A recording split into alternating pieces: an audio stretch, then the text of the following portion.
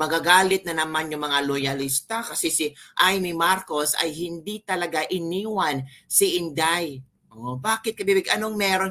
Eto na mga kabibig ha. Nag-post kasi si Direk Daryl Yap ng photo ni na Amy Marcos, VP Sara, nakasama silang tatlo sa Saturday Night Out. So, i-share ko muna kabibig ha. Ang Saturday Night Out ni na Amy Marcos at VP Inday. Ngayon, ano ang iyong reaction dito? Yan, oh. Yan. O, diba? O, Saturday Night Out. Kailangan din na mag-Saturday Night Out. At baka iba yung chika-chika nila. Pero ito yung reaction ng mga maraming netizen. Ayoko kay Senator Amy. Nako, paano yan? Baka mabudol na naman tayo. Bakit andyan si Amy? Ito pang reply nila. Mangga ang masarap for Marcoses. Sorry direct, but that is the tinuod. Kailan ba yan just today? Kung hindi tahimik si Amy, saan po namin makikita ang mga pambabatikos niya sa mga pang-aapi, pang-aabuso ng administrasyon ng kapatid niya laban sa mga ordinaryong mamamayan? Bakit tahimik si Amy Marcos tungkol sa Polvoron issue? Kundi sana nagsalita si Amy Marcos ay mararamdaman namin na talagang siya ay boto or siya ay para kay Sara Duterte. Pero bakit ramdam namin direct na parang walang pakialam si Amy? Ito pa. Direct, kapo ba talaga loyalista or DDS? Pero sabi ni Direct Daryl Yap is, di ako naging loyalista. Hala. Ito pang sagot ni Direct Daryl tungkol sa pananahimik ni Amy Marcos. It's all in YouTube daw. Oh, sabi daw. Ang kalaban ni Amy, yung queen ng mga tarsier. May dahilan si Senator Amy Marcos kung bakit hindi pa siya kumikibo sa kapatid niyang bangag, pero naniniwala ako kay Direk Daryl. Abangan na lang natin ang susunod na kabanata. So ano ang iyong komento tungkol dito mga kabibig? Okay lang ba na, well, Amy Marcos at Inday Sara Duterte are best friends, di ka? Nanghingi ang tulong si Marcos, si BBM, para ligawan si Inday para maging vice presidente. And kung nagamit man si Inday Sara, mas nagamit at mas naloko si Senator Amy Marcos ng kanyang kapatid. Di ba mga kabibig? Kasi yung kapatid niya, of course, humihingi ng tulong kay Amy Marcos. Si Amy Marcos ay naniniwala naman na ay totoo yung gagawin ng aking kapatid. Talagang gusto niyang i-continue ang legacy ng aking kama. Naniwala. Tapos itong si F. Elisa, baka din ito, nagsabi kay Amy niya, tulungan mo naman Amy, yung kapatid mo, para mabangon ulit ang pangalan niyo. Si Senator Amy Marcos, baka naniniwala din siya at ang tawag dito, she is expecting na si BBM ay magbago, tinulungan siya para kay VP Sara. Si VP Sara at saka si Amy Marcos ay nabutol. Nako mga kabibig. Paano na yan? Nako po. Ano sa palagay nyo? Nabudol nga ba itong dalawang magkaibigan? Nako kabibig, baka nabudol yan. Ay, ito nga mga kabibig ha. Grabe ang trending news. Ay, ginawang kanta. Ewan ko kung matatawa kayo sa kanta, mai-inspire kayo sa kanta, magagalit kayo sa kanta, na kung saan dito ay isinasadula kung ano ang nararamdaman, kung ano ang na-experience ng bawat Pilipino ngayon. So, i-share ko sa inyo ha. And later on, give your comments regarding on this music. Ito na. Nasaan ba to? Ang pangakong nakasulat lang, nakasulat sa buhangin. Ito na. Ito ha. Mo'y nakasulat sa buhangin, isang bagay. Ito ha. Palaki na. Ay na di dapat seryosohin, ang sama ng loob lalong bumibigat sa pag-ihip ng hanging habagat. Tinangay ng baha, lahat ng matatamis mong salita, lahat ng mga pangako mo, inarod na lang bigla. Tinangay ng baha, kasama ng aking tiwala, sa pagragasa ng tubig, nahayag ang sukdulan mong pagpapabaya. Wala na ba pag-asa? Ang pangako mo'y nakasulat sa buhangin, isang bagay na di dapat seryosohin, ang sama ng loob lalong bumibigat sa pag-ihip ng hanging habagat. Tinangay ng baha, Lahat ng matatamis mong salita, lahat ng mga pangako mo, inaro na lang bigla. Tinangay ng baha, kasama ng aking tiwala, sa pagragasa ng tubig, nahayag ang sukdulan mong pagpapabaya. Wala na ba pag-asa ang pangako? Yun mga kabibigyan, nakita nyo naman ha, isang magandang awitin na nagde-describe sa mga pangako na naanod ng baha.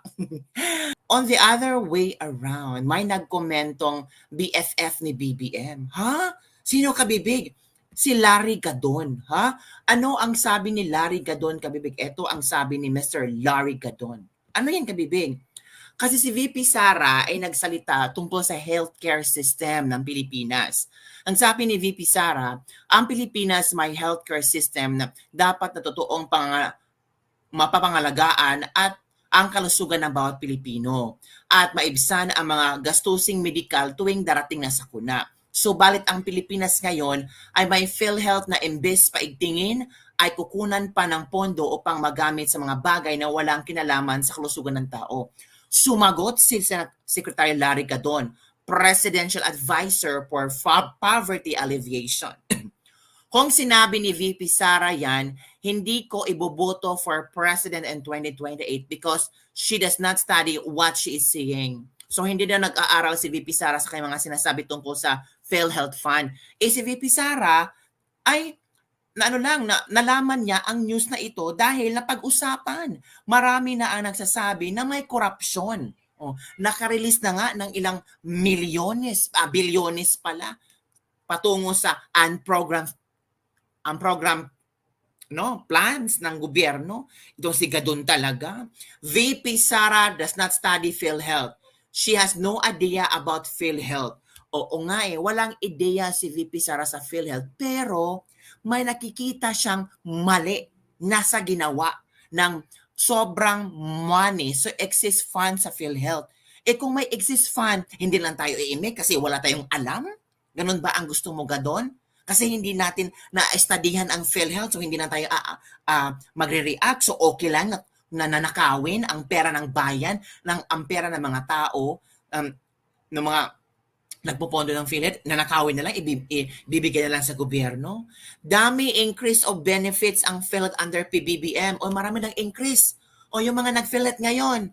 And for the first time under PBBM, 100% na ang implementation ng universal healthcare. Now, all Filipinos are covered, not only the paying members. Ito daw sabi nila Gadon ha. 100% na daw na push ang universal healthcare. Baka ito si Gadon ang hindi nag-aaral. Baka ito si Gadon ang walang alam sa nangyayari sa PhilHealth ngayon. Sabi pa nga ni Kiko Pangilinan na fake news lang daw itong PhilHealth na ito. Hala, fake news pa. Yan ha, yan ang sabi ni Larry Gadon na kung tatakbo si VP Sara sa 2028, hindi ko siya iboboto because she is not studying, she doesn't know what she's saying. Diba? Sara does not study PhilHealth. She has no idea about PhilHealth. Si Gadon na lang ang marunong. Si VP Sara, bobo na lang. Isa rin yung PhilHealth na dapat pinagalitan niyan Tatay Digong niya. Hindi si Marcos kasi nakuha ng family ibang pondo ng PhilHealth dahil sa corruption, overpriced ang singil ng PhilHealth. Overpriced daw ang singil ng PhilHealth. All covered daw, pero kabuang babayarin kung ano ang bill mo sa ospital, dadaan ka pa sa butas ng karayom para lang makahingi at ang ibibigay namang diputang PhilHealth wala sa kalahati ng bill. Ito pa, all Filipino except na walang updated contribution. Nakalimutan niya, ito pa. Although, tama naman si Gadon. Kasi si Sara, wala talagang alam yan, sabi ng isang netizen. Kaya nga bumaba ang kanyang satisfaction rating. At least bumaba. Kasi kay Pangulong Bongbong Marcos, sagad na sagad. Diba? Pero ang kanyang taas ni VP Sara, 67. Ang Marcos, kumusta na pala? So, yun mga kabibig, yun. Si Gadon daw, bobo. Si Sara, parang tinawag yung bobo si VP Sara. Hindi nag-study sa PhilHealth. Walang alam sa PhilHealth, bobo si VP Sara. Wow, galing ni Gadon na. Gadon, ito lang talaga isagot ko sa iyo ha. Itong napakagandang awitin, Gadon. At ang galing-galing umawit talaga gadon. Pag-aralan mo itong ang kanta niya gadon, napakaganda. Pwede mo itong isabi ni BBM. Ito Wait mo na kadon ha, ito na. Mo'y nakasulat sa buhangin, isang bagay na di dapat seryosohin. Ang sama ng loob lalong bumibigat sa pag-ihip ng hanging habagat. Tinangay ng baha, lahat ng matatamis mong salita, lahat ng mga pangako mo, nawala. Inarod na lang bigla. Tinangay ng baha, kasama ng aking tiwala, sa pagragasa ng tubig, nahayag ang sukdulan mong pagpapabaya. Wala na ba pag-asa?